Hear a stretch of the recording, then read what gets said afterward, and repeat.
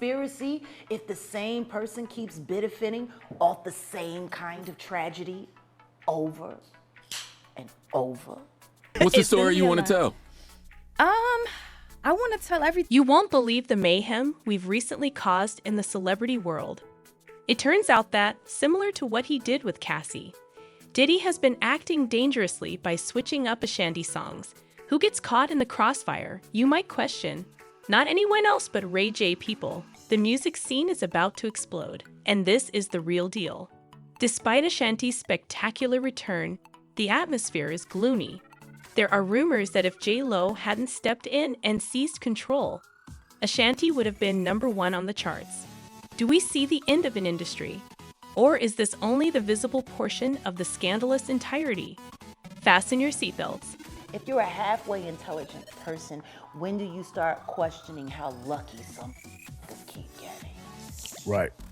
J-Lo, the self-proclaimed maestro of musical impropriety, has been charged with vocal theft almost every time she has performed. The industry is in uproar over rumors of her dubious live performances and her propensity to use uncredited black female vocalists as her secret weapon. And I'm serious, Natasha Ramos' vocals were oddly absent from the credits of the hit song Jenny from the Block, which Christina Milian and Ashanti remixed. Harry Houdini himself would be satisfied with this story of musical deception. Additionally, J-Lo's crafty fingers weren't done capturing audio clips. Allegedly, she attempted to pilfer from well-known musicians such as Usher, Amiri, Brandy, and the renowned Mariah Carey. Maria revealed via her story a hatred that extended beyond small grudges, such as spilling the scorching hot tea. Maria says that the circumstances surrounding her split from former Sony Music CEO Tommy Mara sparked a chain of events that caught J-Lo's song, I'm Real, in the crossfire. The plot gets even more complicated when it is revealed that Diddy, who has a talent for starting arguments, had a puppet master role in the composition of the Ja Rule remix for I'm Real. Diddy's former bodyguard Gene Deal shared the information, implying that Diddy and Gene Deal were friends outside of the studio. Well, until Jock stepped out and said, hey, you guys didn't want to be in there because there are a lot of weird things happening. With tales of adult novelty products being used as shopping tools, the information is as shocking as it gets. This already tumultuous story gains a dark humor element due to an odd turn of events. The goal of a bad kid, he added, is to eliminate genius. The really shocking one, though, is Ashanti's admission. She spoke out and disclosed that she sung some of the songs in a 2014 interview. Imagine wishing that a song was yours, only for Gotti and Diddy to work together deviously to take it away from you. Cunning plans, secret activities, and outright treachery. The narrative flows like a blockbuster movie from Hollywood. Ashanti's issues are brought to light while the music industry deals with the consequences from J-Lo's alleged voice appropriation. There are intriguing suggestions that she was taken advantage of by a non-music related industry, and there are murmurs of a darker side to her career. They said that it took a lot of work for me to get hired for this position. Ashanti is carrying on the painful musical trip we have been on by putting more fuel on the fire and shining light on the shadowy areas of the business. In a candid interview with The Breakfast Club, the Ramby phenomenon revealed a shocking and horrifying aspect to her own troubling experiences in the music industry. Ashanti described the event as terrifying, saying, I was in a situation where this producer, who is super dope and super talented, with a gazillion no-ones, was trying to take me out. The producer apparently vowed to give her everything for free if they carried out this move, which seemed to be an attempt to compel her. However, Ashanti confronted Sun about the circumstance and swore it would never happen because she was unflappable and would not be frightened. Luckily, Ashanti had the support of her older brothers at this time, and they stepped in right away. She says the event itself is no longer there, but it nevertheless acts as a chilling reminder of the industry's predatory side, the one that makes fun of other people. You know who I mean? I speak up for myself, so I won't stay silent. I'm sure he has done the same to others, said Ashanti, raising the possibility that the producer had made similar offers to other individuals. This discovery is a novel experience for her.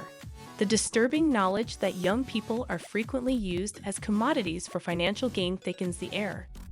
To enhance its beauty even further, Ashanti revealed that she was an uncredited contributor to Jillo's hit song Ain't It Funny.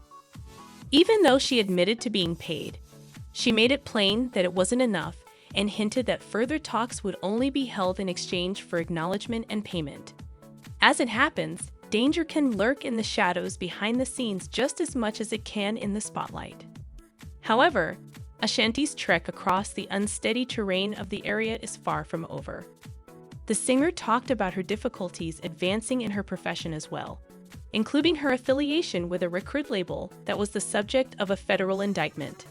As she thought back on her tenure at Murder, Incorporated, she emphasized the collateral harm that astute business practices inflict on artists, pointing out the toxic climate that surrounded the legal issues and public disputes. Insiders murmur about Ray J's purported involvement in problematic situations within the company, but he says nothing. As shocking new information about the murky side of the music industry is revealed by insiders, the sound of control and manipulation reverberates through the halls of power. Indeed, it is true. I have never faced legal action. I've never voiced grievances regarding anything. Yes, in fact. I don't think I've ever acted in that manner. I would have been thrown under the bus by them. Yes, in fact. Because of his experience with these kinds of situations, Ray J raises concerns about the industry and the possibility of an unsettling pattern of exploitation beneath the spectacular surface.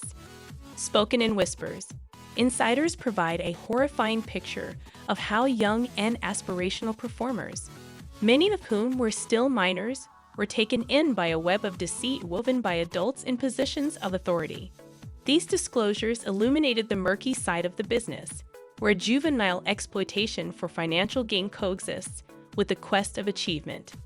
According to sources, Ray J's alleged actions while working for someone like Diddy stunted these young artists' ability to be independent by seizing her aspirations and potential for his personal gain. As the music industry swirls around Ashanti's revelations about the dubious sides of the business, a fresh bombshell emerges, entwining yet another significant figure in the story. The attention now turns to hip-hop entrepreneur Diddy, who is accused of engaging in predatory conduct that reaches beyond creative boundaries and into the most private spheres of human interactions.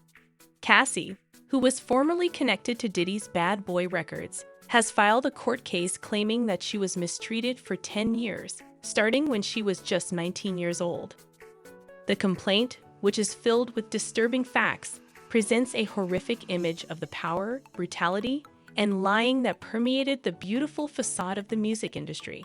Diddy is accused in the case of having total control over Cassie's life after she signed a record deal with Bad Boy Records.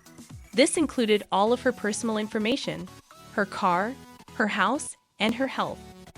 The petition claims that Diddy assaulted artist Kid Cudi, who Cassie briefly dated in 2011, in an attempt to keep control over Cassie. Cassie has accused Diddy of forcing her to perform forced sex acts with male sex workers and of assault and battery. In an effort to keep control of Cassie, Diddy allegedly threatened to kill a man and destroyed his car. It's alarming how frequently abuse occurs. She feels that if she reports the assault to the police, Diddy will be allowed to continue beating her, which emphasizes the unbalanced power dynamics at work. Actually, I believe that in most relationships, decisions were made by both parties.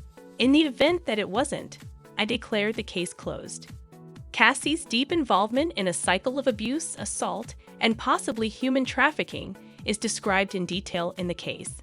According to the complaint, Diddy's employees saw Cassie being physically abused, but none of them had the guts to speak out to the powerful man.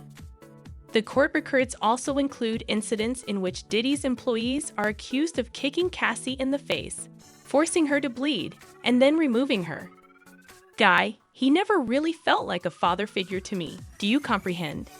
He was in the lawsuit's startling discovery is that Diddy allegedly made Cassie engage in sexual acts with male prostitutes as he observed and enjoyed the scene.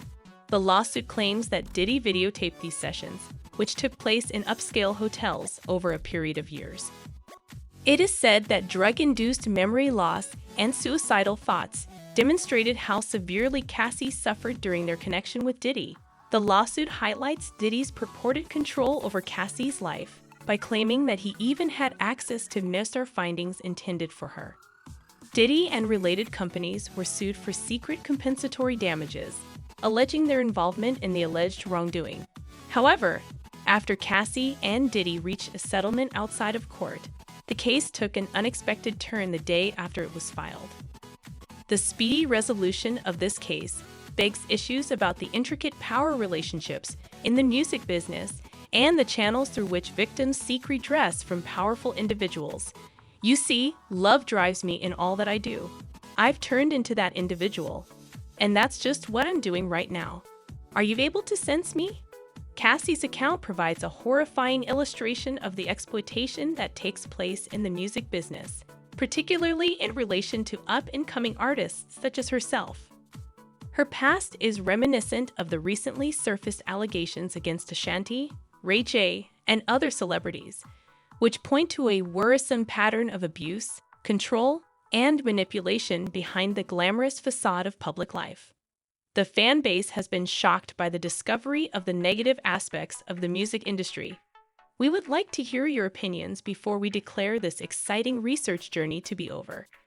Please share your thoughts in the space provided below. Do you believe there will be repercussions for the music industry? Or are these conflicts only the beginning of the issues? What about the purported mistreatment? What is the depth of this rabbit hole? What is the depth of this rabbit hole? Until then, stay tuned for more jaw-dropping gossip.